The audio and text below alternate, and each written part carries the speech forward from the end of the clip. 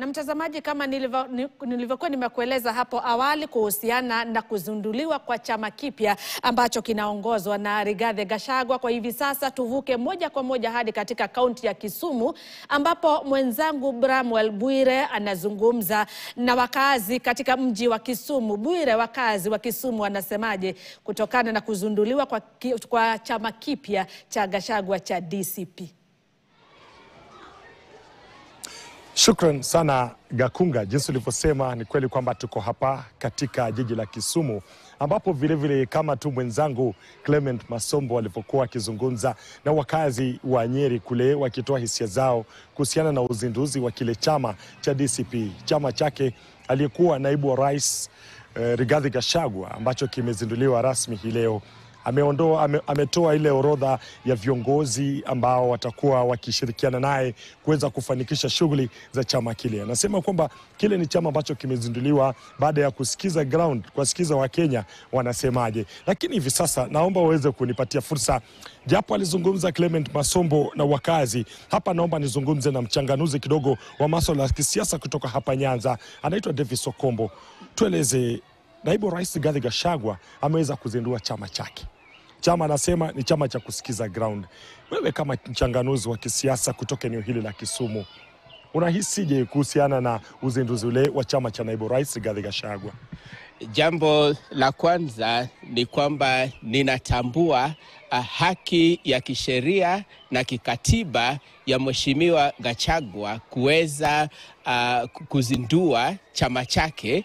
Licha ya hayo, tunakumbuka ya kwamba Mheshimiwa Gachagua aliweza kuondolewa katika mamlaka kama naibu wa rais wa Kenya. Hii inamaanisha ya kwamba mashtaka ambayo yalipelekwa katika bunge kuu na vile katika seneti, moja yao ilikuwa ni kukiuka katiba na sheria ya nchi ya Kenya. Kwa hivyo sisi tunajiuliza, je, mtu ambaye alikiuka katiba ya Kenya, sheria ya nchi, je, ana uwezo gani ya kuweza kutueleza sisi kama Wakenya ya kwamba amebadilika? Kumbuka ya kwamba huyu ni kiongozi ambaye alishtakiwa ya kwamba alikuwa akieneza sera ya yale tunaita kwa kimombo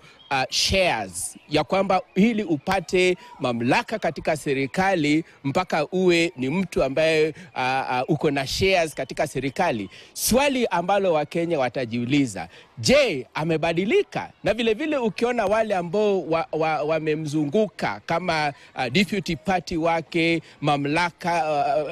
Malala ambaye alikuwa secretary general wa UDA na vile akaweza kuondolewa, maswali ambao Wakenya watajiuliza, je, mabadiliko gani ambayo yametokea ambapo itafanya Mheshimiwa Gachagua aweze kutusikiza? Na vile anavyosema ya kwamba chama chake ni ya kusikiza Wakenya, swali ambalo tunajiuliza, je, ni Wakenya gani ambao aliweza kusikiza? Je, ni Mlima Kenya peke yake? Kenya ni nchi kubwa, nchi ambayo inaunganisha watu pamoja, na ndiposa sisi wakazi wa Kisumu tunaendelea kupigia debe the broad based government ya Rais Ruto na Mheshimiwa Raila Odinga.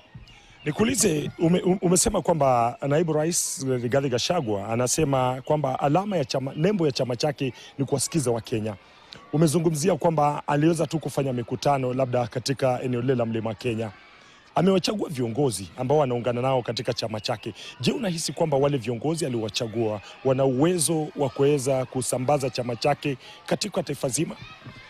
Jambo la kwanza ningependa kusema ya kwamba chama cha Mheshimiwa Gachagua haijaweza kutueleza kile tunaita manifesto. Hatujui wanasimamia jambo gani. Hatujui ni kama watasimamia tu mambo ya shares ama ni watu watakaosimamia mambo ya demokrasia, social justice na kadhalika. Na vile viongozi ambao tumeona ambao amewataja kama Mheshimiwa Malala na wale wengine, itakuwa vigumu sana kwao kuweza kushawishi Wakenya kuhusiana na sera ya chama hichi chao. Kwa hivyo mimi naamini kwamba itakuwa ni kazi ngumu sana kwa Mheshimiwa Gachagua na kundi lake kuweza kutembea Kenya mzima na kuweza kushawishi Wakenya kuhusu malengo ya chama chao. Mwisho kabisa, wakati Mheshimiwa Martha Karua alipozindua chama chake, tuliona viongozi wengine wa upinzani wakiwa pale. Tukaweza kushuhudia Eugene Wamalwa akiweza kutekeleza kile chama chake cha DAP Kenya. Walikuwepo viongozi wengi. Hilo halijafanyika sana kwa kiwango kikubwa katika hiki chama cha Mheshimiwa Naibu Rais Rigathi Gachagua. Je, unahisi kwamba kumekuwepo na yale matamshi kwamba wameungana kama viongozi wa upinzani? Je, ile ni dalili kwamba huenda hawatadumu hadi mwaka 2027? Na je, wewe unaona kivyako kwamba kuna uwezekano wataungana kama viongozi wa upinzani na wadumu hadi kuweza kumtikisa na Rais William Ruto? Ripoti ambazo ni kwamba Mheshimiwa Gachagua ataweza kuwa pamoja na wale viongozi wengine kama Kalonzo Musyoka na Mheshimiwa Karua mwezi wa sita atakapoweza kuzungumzia manifesto. Hata hivyo, katika siasa kuna yale tunaita perceptions, ama jinsi ambavyo watu wanavyotazama na kuona ishara mbalimbali. Ingekuwa strategic, ingekuwa ni jambo bora zaidi siku ya leo ikiwa wale viongozi ambao wanasema wanaunga mikono Mheshimiwa Gachagua wangekuwa pamoja. Ingekuwa ni ishara maalum kwa Wakenya kuonyesha umoja wanaozungumzia. Vile vile tunatambua ya kwamba party leader ama kiongozi wa chama ambacho Mheshimiwa Gachagua amechukua, kwa Wakenya tunatambua ya kwamba party leader mara mingi huwa ni candidate ambaye angependa kuwa rais. Na tunajua kwa sababu ya kuondolewa kwa mamlaka kwa Mheshimiwa Gachagua, sioni kama ataweza kuchaguliwa kuwa flag bearer wa upinzani. Sasa hii ni kueleza tu ile njama yake ya kawaida ya kugawanya Wakenya na kuzungumzia mambo ya shares division na kadhalika. Na kwa hivyo tunasema ya kwamba Mheshimiwa Gachagua atakuwa na kazi ngumu sana kuweza kushawishi Wakenya wakuje pamoja, na vile vile kwa very ambitious. Hatudhani kama wataweza kushikana pamoja. Vile vile Wakenya tusisahau ya kwamba hapa nchini Kenya tuna historia ya viongozi mbalimbali.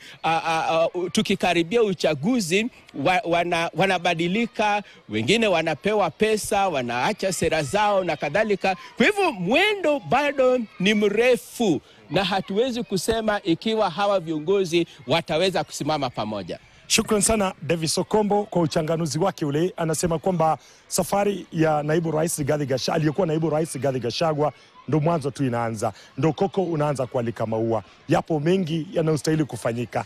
Gachagua ana safari ndefu. Anasema kwamba itamchukua muda sana kuweza kuwashawishi wa Kenya katika maeneo mengine kwamba yeye ndiye kiongozi anayestahili kumwondoa Rais William Ruto. Cha msingi vile vile anasema kwamba ule muonekano uliotangazwa katika viongozi walioteuliwa kuwa viongozi katika chama cha Gachagua ni muonekano ambao hauna mnato sana kwa Wakenya. Kwa hivyo cha msingi ni kuweza kusubiri iwapo mwanzo huu utaweza kualika maua, ama ndio yakuwa tu ni mwanzo unaonyeshewa na mvua kisha unanyauka. Jua linapochomoza hivi kidogo hamna chama cha DCP. Kwa hivyo yote 9-10 ni kwamba ni chama kimezinduliwa leo. Tuyape muda tu utatoa majibu ya maswali haya yote. Kwa hivyo toka hapa Kisumu, Agi kwako pale studioni.